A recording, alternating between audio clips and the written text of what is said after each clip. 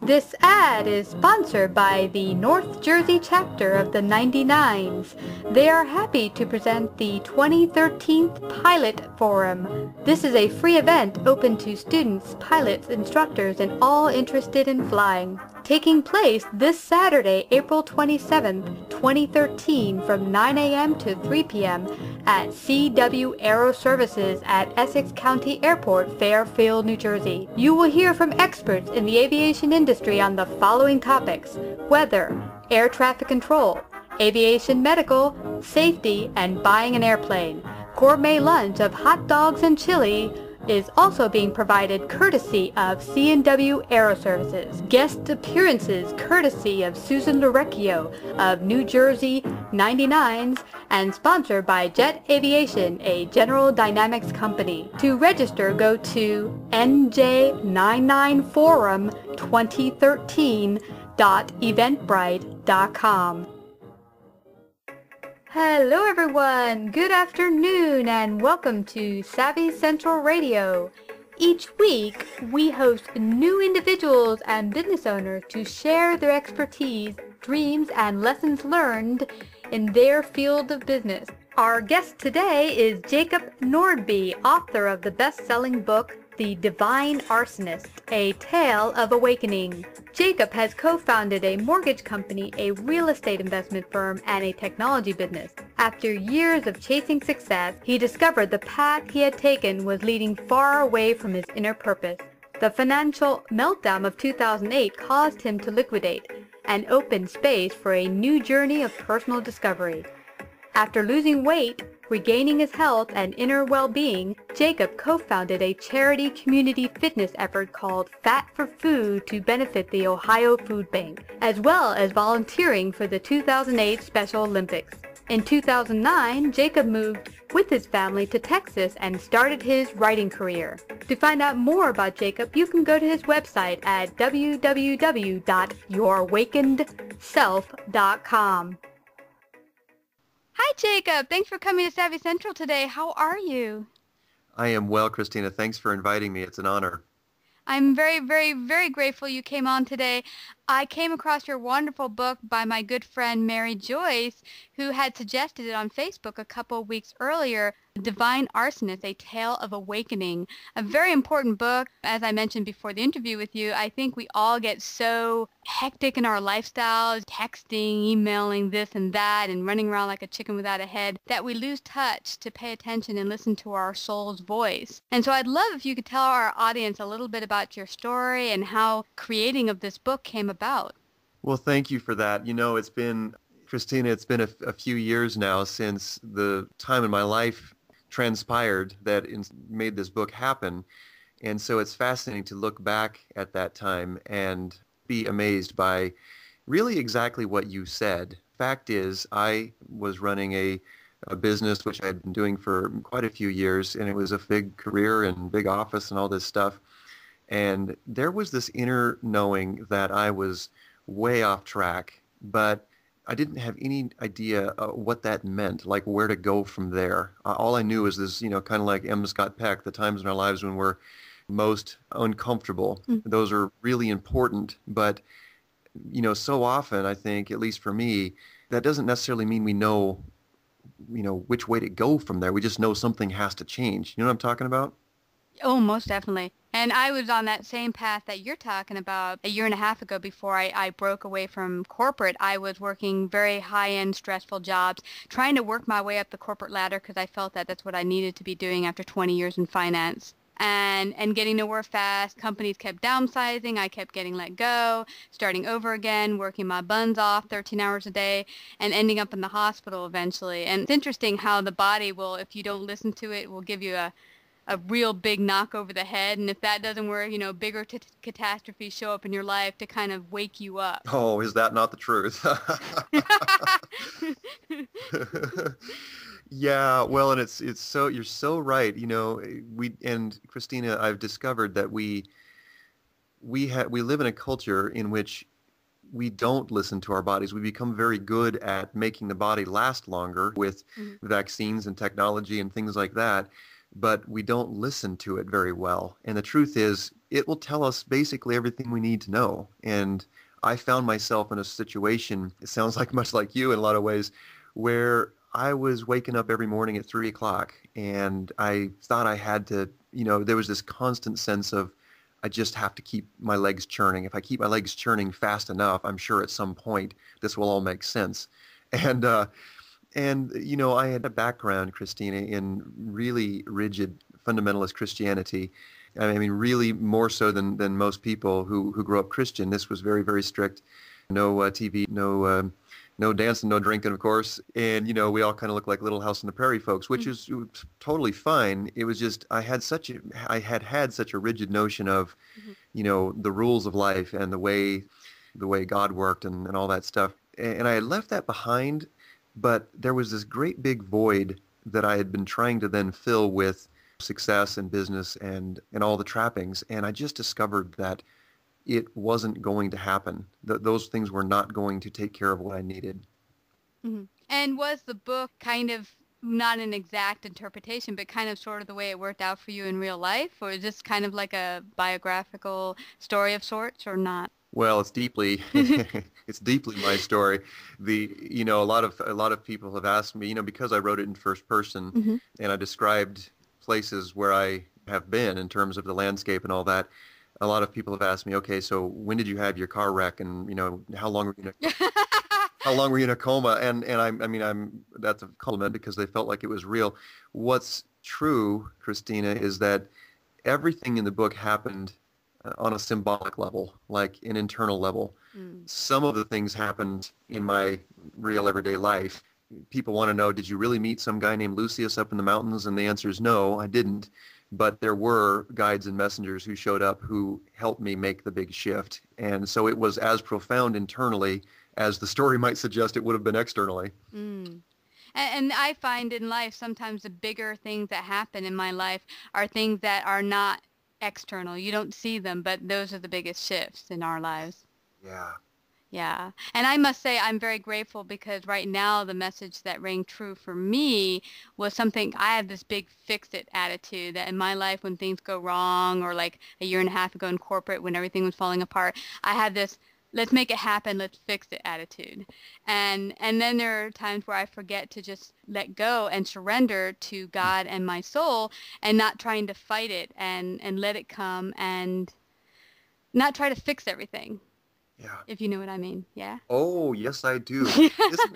Isn't it interesting? And not everyone, I've learned this, Christina, not everyone has the savior complex, but some of us do. And we think that we really do have to make sure the whole world keeps turning. I don't know if you know what I'm talking about, but that was definitely my experience.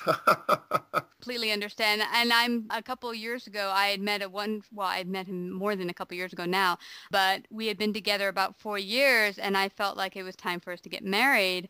And I quite literally tried to push us towards the altar. And interestingly enough, the more I tried to push us towards the altar, the more I pushed us apart from each other.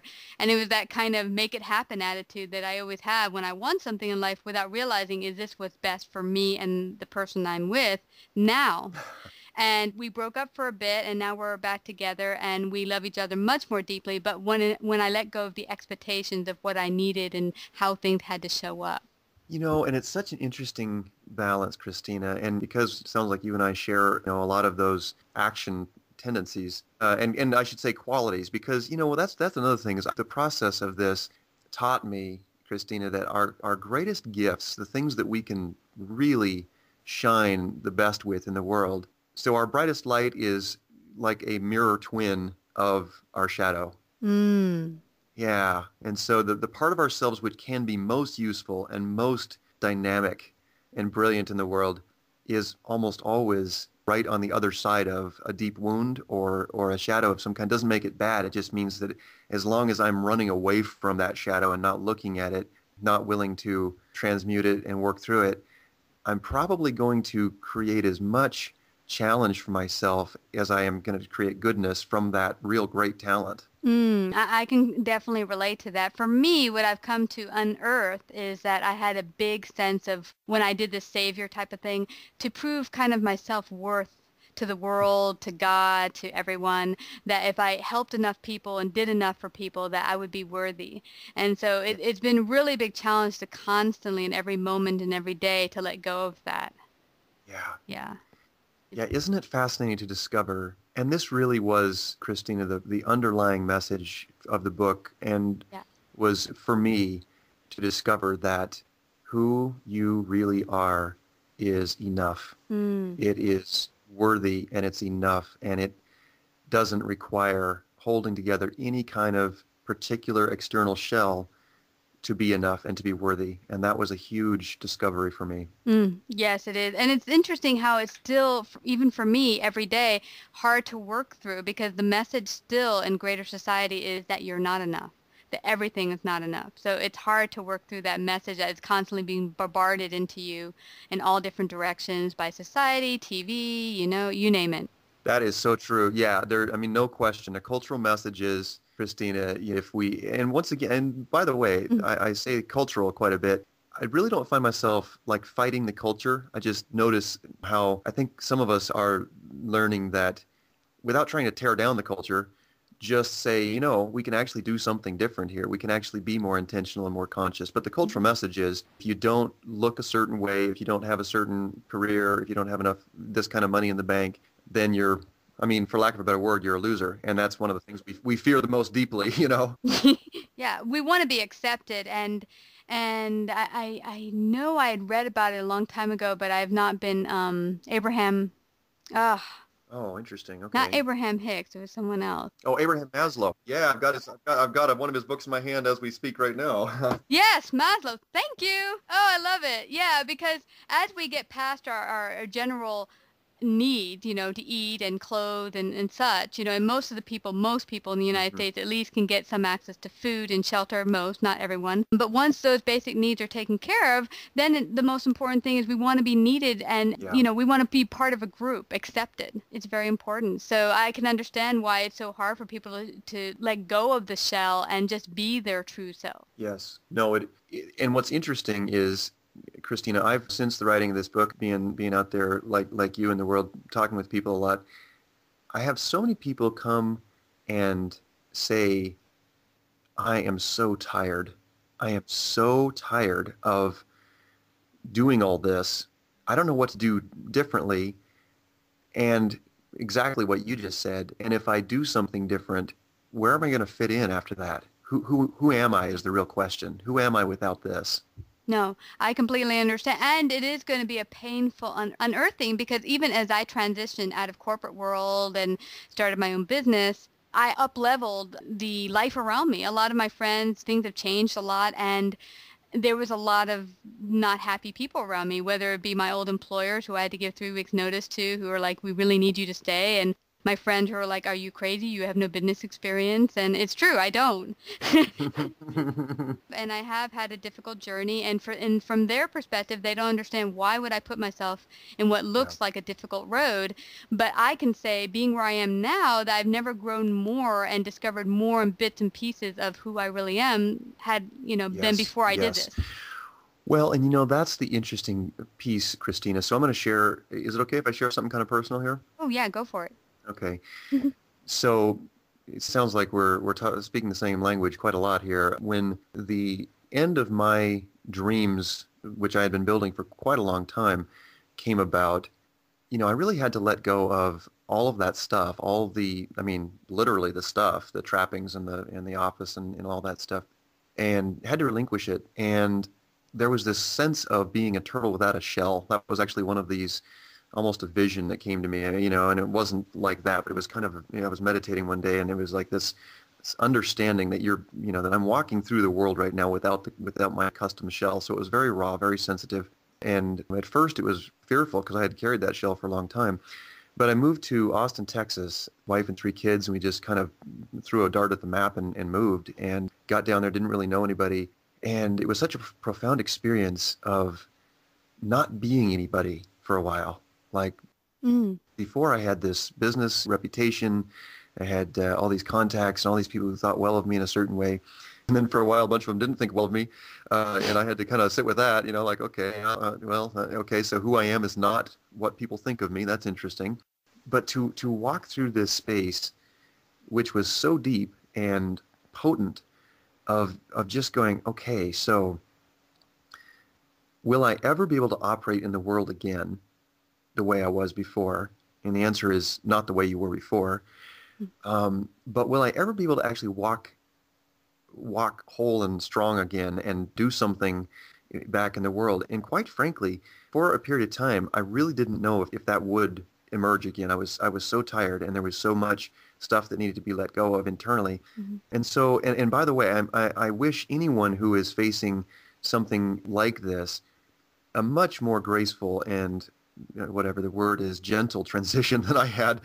So I don't feel like it has to be that challenging, that difficult. I think the degree to which I was holding on probably made it much more so. You know what I'm talking about? Oh, most definitely, yes. I fight kicking and screaming sometimes.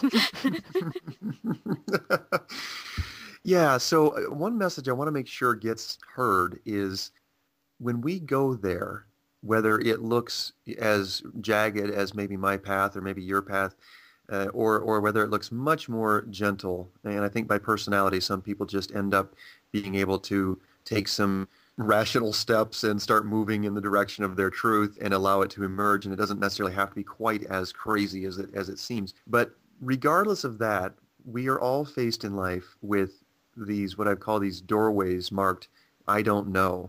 And most of the time, most of us hang on, or we sit on the outside of that doorway for a very long time. And that is the surrender thing, going, I don't know what my life will look like if I walk through that door. And what I want to be able to say right now is that it is safe to surrender to the truth that we already know. It's safe to surrender. And what comes after that, it might be challenging. There might be a lot of internal turbulence and all that. But when we walk through that doorway, we are walking through the doorway of our greatest destiny. And to become our greater selves. Yes. Yes. And I remember I wrote that right on my computer after reading it in your book. Surrender means walking through doorways marked, I don't know. And then I put in, a little asterisk around surrender. Yeah. I have listed on my computer things I need to accomplish, and I crossed it out, and beneath it put surrender. Well, there's an interesting balance, isn't there? So, and that was the big interesting lesson for me too, was surrendering, Christina, and being willing to be in this very sort of yin, formless, receptive state. And then also being willing, when the time came, to come out of the cocoon, move out of the cocoon and let those wings grow again and actually start to feel the breeze lift me back up, and be willing, because that it takes courage to surrender and to let things go away that we don't no longer serve us. It also takes courage to fly again. Yes. Yes. It is an amazing, because we have these expectations of what we think our best next move is. And sometimes that really isn't our next best move. And for me, when I jumped off the cliff to leaving corporate was huge for me, because to me that felt like the safest, just best route until I die off this planet, to stay in a corporate job. And to leave it, to me, just felt like, oh no, that's just absolutely crazy. And when I did it, it went against everything inside of me and pushed forward. And along the way, I've been given little nudges, like do this and do that. And they feel like, are you nuts? I can't do that. And then eventually, when I finally stopped fighting and go through it, I was like, oh, on the other side, I was like, oh, it wasn't that bad. Yeah, right. Yeah, it's never as bad as we think it's going to be. And well, and the big thing here is that since you started this show by talking about soul, listening to our soul. Yeah. Our soul, that part of us which is connected above the intellect, above the personality, above our conditioning and wounds and the baggage we're carrying around in life, our soul knows exactly why it's here. It knows its greatest joy already. And the trick is to allow it to speak and then listen to it. Yeah, because the intellect and which by the way is a tool, and the ego, which by the way is a tool. It's our car. It's the way we navigate this world. It's this winding of our personality and ourself. And I've learned, Christina, going through that, there was a great period of relinquishing what I had known as my ego before. And so for a while, like many of the wisdom traditions, there's this sort of call to eliminate or let go of the ego, and that is powerful. But it's also became an understanding for me that, hey, how we show up in this world is a gift. Mm-hmm. And the ego, the self-concept, and the personality, the stuff that makes us unique and interesting and brilliant, that's also a gift. Now, it would be foolish if anybody so let's take a car and a driver. Let's call the soul the driver, and let's call the car the ego, mm-hmm. which I include, the body and the personality and the mind and all that. So what insanity would it be for a driver to think he was the car or she was the car? Right? Yeah, it's a good analogy. I'm this car. Well, that's what's fascinating, and that to me really, when it comes right down to it, if we want to boil it all down, it'd be foolish to say you shouldn't have a car or some kind of vehicle to navigate the world. That helps us get through the world, right? We get stuff done. Mm-hmm. What is foolish is to think that the car is who we are. And so when we understand that we're driving this amazing car, this personality, we're seeing, the soul is seeing the world through our eyes and touching the world with our fingers and doing all this, then I think it allows me anyway to forgive myself for being human and quit this whole nonsense about, let me get rid of the ego. Well, let's just let's understand the ego's a tool. Yeah, and to get rid of the guilt and shame, which is big on my part. I continually go through that when I do something that doesn't show up well in the world. I want to beat myself up for it, be shamed for it. And that doesn't serve anyone, to shame yourself, and because you don't go forward, you don't grow, you don't become your best self. Exactly. Yeah. Yeah. So tell me, Jacob, what would you tell someone who's getting started on this road, this spiritual road, where they've become so disassociated from their spirit? How could they get started? I would think getting your book's a really good start. Mm. But, what would you tell someone like that who's never so-called been in the body, started out their spiritual journey in this body? One thing that was really powerful for me, the common answer is meditate, and that's a powerful tool, and I talk about it in the book, and I learned to do that. And that's a wonderful experience of just mindfulness, just sitting and allowing, first of all, watching all those thoughts, all those feelings, all those things that tug at us and tell us, what we should be doing right now rather than sitting here with our eyes closed or whatever.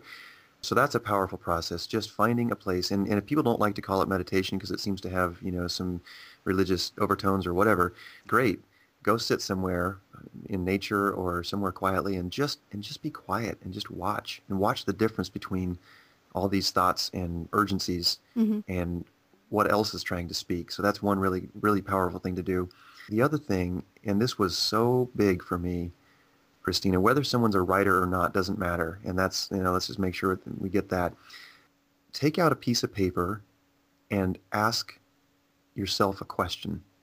Write down the biggest, most painful, or most urgent question and write it out, and then follow it with the feelings that we have about that. Mm.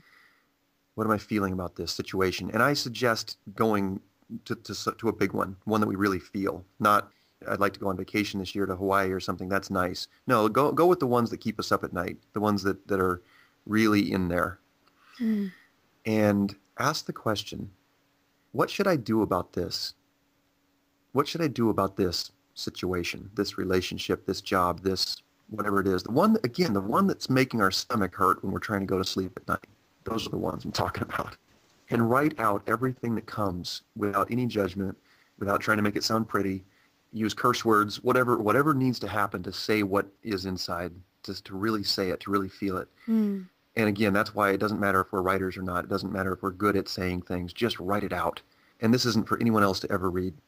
And then when it's all there, honestly, really honest, like it's all out on paper, then sit quietly for a while and allow the part of ourselves which didn't say all that to answer. And allow that to actually start coming out on paper. And here's what I discovered, Christina, is that we, all of us, have within us, regardless of what we believe, regardless of our particular sacred tradition or no sacred tradition, all of us has access an unbreakable connection to the source of all wisdom and all knowledge. And that is loving and peaceful and gentle. And if we allow it to, it will begin to answer through the self that we know ourselves to be here. And it will begin to answer on paper. And I know that was the process, Neil Donald Walsh used for conversations with God. And some people have that kind of happen spontaneously, and it can be kind of stunning. But in my experience, as I've worked with people, this is a exercise I recommend a lot, actually, because this was given to me when I was going through some of my deepest challenges. And it is so powerful to discover that all of the answers we seek are already there, and we have access to them right now. That is so powerful. And I love the asking yourself a question, because I've done quite a bit of journaling since I broke away from corporate, and I've discovered a lot about myself and deeper, darker secrets I hadn't brought to the surface in years. But I love the question because I haven't done that. And I often, even when I pray or such, I often don't just shut up and allow spirit to talk, allow God to talk back to me. Like, I'm trying to talk, but you need to shut up for a few moments, okay? Well, and what's good about this, Christina, is when I'm talking with someone who has a strong Christian faith, no problem. Let's use Christian language. If I'm talking to someone who has a strong Buddhist or some other tradition, let's use that language. That's fine. If I'm talking with somebody who's an atheist and doesn't believe there is anything, higher or greater, that's okay too. This process I'm talking about works regardless of what we believe and what we call that. And you just said the key, which is ask a specific question and allow the answer to return, because it's there. It is there. Yeah. Yeah. And you know what? I find that, well, God for me, but some people might say spirit or otherwise. But Sure. I find that often when I ask a question, I'll be getting an answer sometimes in the least expected ways. Like a friend will come and just say something to me that I've been waiting for an answer for, and it'll be the perfect thing I was looking for, and he just said it. But you have to be, of course, paying attention to catch the messages. And of course, a lot of times with our hectic lives, we're so far removed. But as well, I find that for me, God always likes to be a bit humorous, and that I am so wrapped up in life, going 300 miles an hour trying to fix a billion things at once, and do this, do that, do this. And on a couple of occasions I've actually gotten a book in my hand that answered just the question I needed, including your book that just showed up recently. What do you need to do, or what do I need to do right now, right here? And your book said surrender. And Conversations with God reminded me, yes, I'm here to be a friend with you, and yes, we can build a relationship, a solid relationship, not built on what someone's told you who I am, but who, you can decide, we can decide together as we build a relationship. And so, but these books have come to me as like a bang over the head. Here's a message, I'm giving it to you in a book. But I find it interesting that God, looks for people like you and Neil and other people to write the message that all can hear, and it's kind of God speaking many different forms. Yeah. Beautiful. Yeah. Thank you for that. It is those things. And it's interesting, Christina. When I wrote this thing, there were many experiences I had with it of sitting there at my computer and not knowing, like I never really had an outline for this book. I didn't have a plan for it. And it probably kind of shows. So it wasn't a well plotted out book. And there were many times when things would come through during the typing of it, the writing of it, that I would look back at and say, I don't have any idea where that even came from. I would and sit there kind of shaken by what just came through. And I mean, I have many friends who have pretty specific psychic abilities and gifts and things like that, and can, connect with real specific people and things like that. That's never been one of my gifts. But this experience for me just showed me how, if we become an open channel, things can come through us that absolutely cannot be explained by the mind. And so now I go looking for that same experience, whether it's people I meet or, as you just said, books. I've had that experience so many times of walking into a bookstore or a library, and it became a conscious thing, Christine, of saying, okay, I'm here. I don't really know what I'm looking for. Guide me. And I've had exactly what you said. I've had books almost fall into my hand off a shelf that were exactly what I needed. Yeah. Yeah, and Jacob, if it's not scary enough, many years ago, I had read a book called God on a Harley. And it was written, Hmm. it's right here. It's written by Joan Brady, and it was written in the 90s. And it was interesting is that the character in the book, her name's Christine instead of Christina, but she had asked, and I kid you not, the exact word Wow. for word thing I had said in my prayer that morning. And so when I got that book from my friend, I almost threw it across the room. I was like, "What?" Yeah, so that was a little scary. I was like, "Wait, she almost has my name and she asked the exact same thing I just prayed for." Oh my. That is amazing. Isn't that amazing? Yeah, it totally blew me away. I mean, I was crying. I called my best friend. I said, I got to read this to you." And I read the whole book over the phone to her. And she's like, "Literally, I have to go right now." I'm like, "No, you have to hear this. God just sent me a message like through a book." Wow. Isn't that great? See, Christina, we have many years ago, time of the French Revolution and before the American Revolution, René Descartes, famous for saying, "I think, therefore I am." He really was one of the founders of modern science. And we took, in the modern Western world, we took that analytical approach to a very great extreme. René Descartes was actually quite a religious person, even as rigorous as he was analytically and intellectually.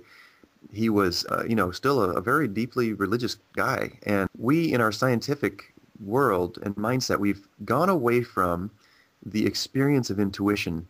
And I respect the fact that we've used science and the ability to analyze and break things down as we have, because it has moved us forward quite a bit. But what I feel we are asking ourselves to do right now in the world, Hmm. and a lot of people are doing it, like you and like me and a lot of people I'm meeting right now, are to reunite the experience of things which can't be explained, the mystery, um, God, source, whatever we want to call it, reunite that experience with the progress we've made. So the progress is good because it allowed us to put down a bunch of superstitions which really didn't serve us very well, and they were heavy, and they caused a lot of stupidity and a lot of suffering, Hmm. the Inquisition and a lot of different things, in the name of God. So science has helped us put down some old things which really don't serve humanity very well. But I feel like we're now at this choice point of saying, okay, are we willing to marry what we've learned and this new freedom we have from some of the old understandings with a true, personal, and very deep experience, like live our truth, and be willing to be in wholeness, the yin and the yang, and the known and the unknown. And that does require surrender, and then it requires inspired action, and a lot of things. I feel like that's where we are, and we're at this great cusp in humanity, I feel like, right now. And we're making some really big choices on how we're going to live our lives individually, and of course that affects the whole. Yeah, and I mean, in the book, it broached it that we're getting very close to, we must make a decision going forward that we can't continue on our present track. Hmm. Yeah. So I purely tell everyone out there, it is a wonderful book. Please go check out Divine Arsonist, A Tale of Awakening. You can find it on Amazon, Barnes& and Noble. And do you have any last words of advice you'd like to leave our listeners with? Well, first of all, just a big thank you. It's been a joy to connect with you, and you and I hadn't talked before your show today, and once again, I'm amazed. I'm learning not to be surprised, but I still am amazed by how common the experience is with so many people. And so it's just wonderful to hear your story and compare notes from the road. And that's what, Christine, I think that's one of the great things here is to begin to see, well, I actually posted, somebody did a highlight on their Kindle from the book. And by the way, this whole show, I really appreciate you talking about my book. It's really not about my book. It's about this experience of how do we step forward fully into our greatest joy and in our greatest destiny in life. And one of the last things that my main character was left with before he was nudged back into the world was this. When he was asking, "What's my big mission? What do I do when I go back to the world?" And he thought he was going to have this grand, mission, go change the world. And his helpers said, "Live, walk the path, be the path, weave your awakening into the fabric of every day, And then they went on to say, walk softly and cherish solitude. Learn from everything. Teach by living. The world is your mirror and your classroom.